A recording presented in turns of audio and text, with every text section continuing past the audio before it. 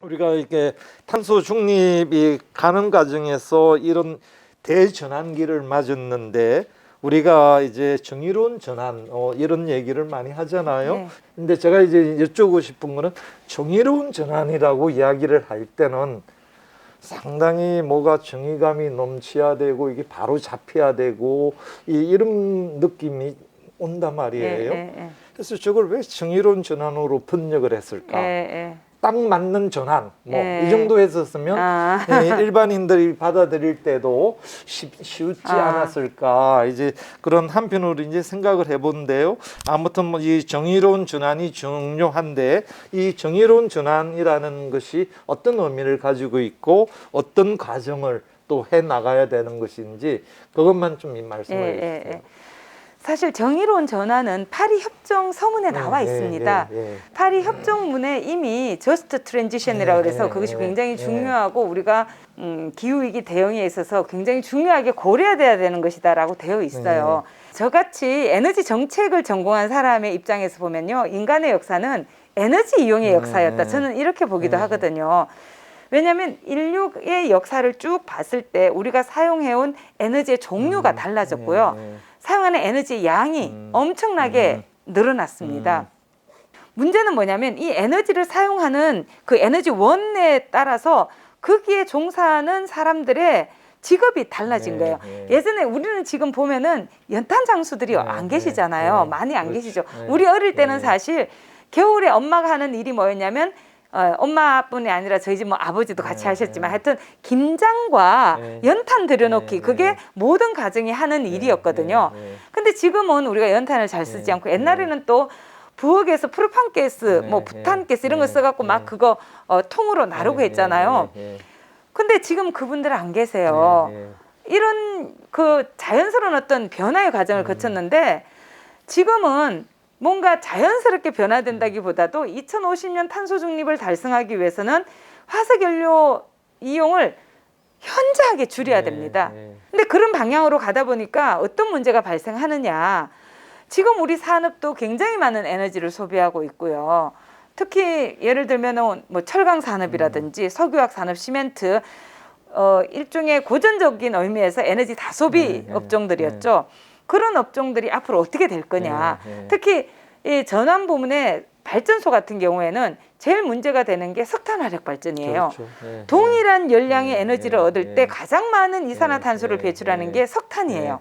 그다음 석유고 가스고 이렇게 되는데 석탄 화력 발전소를 닫아야 되는데 그러면 거기에 종사하고 있었던 노동자들은 어떻게 되냐는 거죠. 거기에 노동을 하는 그런 작업자, 노동자들만이 아니라 그런 시설이 입지한 지역 자체의 경제도 굉장히 문제가 생기게 되죠. 우리가 정말 인간의 역사를 볼 때 어떤 일정한 목표를 딱 놓고 모든 사회가 그 방향으로 의도적으로 가는 경우는 역사에서 없었던 것 같아요.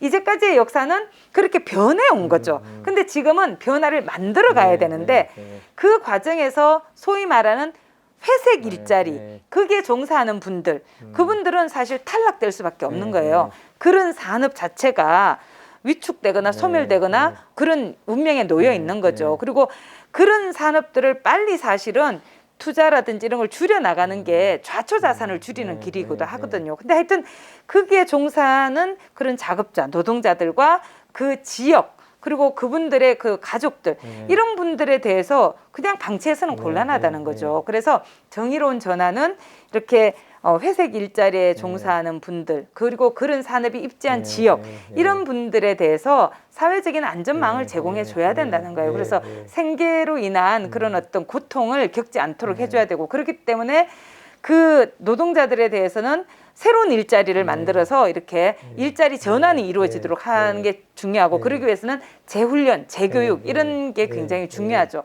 그리고 해당 지역에는 새로운 산업을 또 유치를 하거나 입지를 시켜서 새로운 일자리를 만들어서 그 지역의 경제가 심각한 상황에 놓이지 않도록 해줘야 되는 거죠. 근데 이 모든 것에는 비용이 투입되는 거죠. 그래서 그 비용을 마련하는 게 되게 중요한데 탄소 중립 기본법에는 기후 대응 기금이라는 것을 설치하도록 해뒀어요. 그래서 그 기후 대응 기금으로 이제 정의로운 전환과 관련된 네. 그런 활동들을 지원할 수 있도록 네, 해놓은 네. 거죠. 물론 그 기금이 모두 다 정의로운 전환에 네, 쓰이는 건 네, 아니고요. 네, 네. 그 기금으로 할 수 있는 여러 가지 네, 이제 네.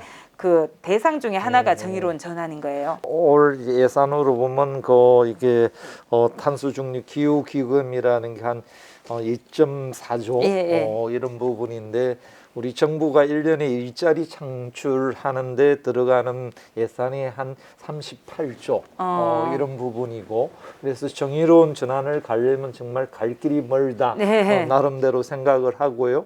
새로운 신산업과 탄소 중립을 위한 산업 구조 개편에 의해서 희생되는 이런 이게 소득이 낮은 계층이랄까 뭐 전문가로 해도 희생이 될 수 있는 부분이 예, 예. 있고 이런 일자리를 잃는 분들 가정 그런 지역들이 이 혜택을 촘촘히 받으면서 안정적으로 같이 전환을 해 나가자 예. 하는 부분을 이제 정의로운 전환이다 예, 예. 이렇게 받아 들이 생각하고 싶고요. 이제 한 20년 이후에 이런 정의로운 전환에 의해서 산업구조 개편에 따라서 새로운 사회 질서가 잡힌다 이렇게 저 나름대로 생각을 하고요.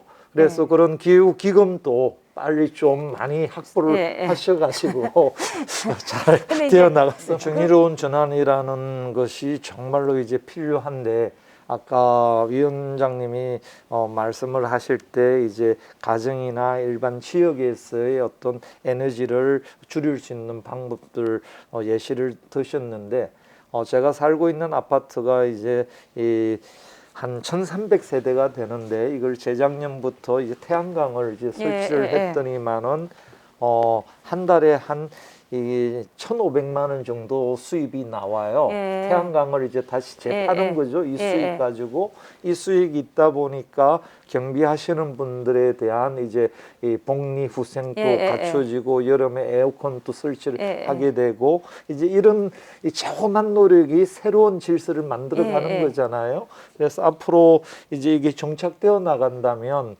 정말로 2050 탄소 중립을 위한 이 전환들이 이게 차곡 한 발짝 한 발짝 잘 나갈 수 있다 이렇게 생각이 들고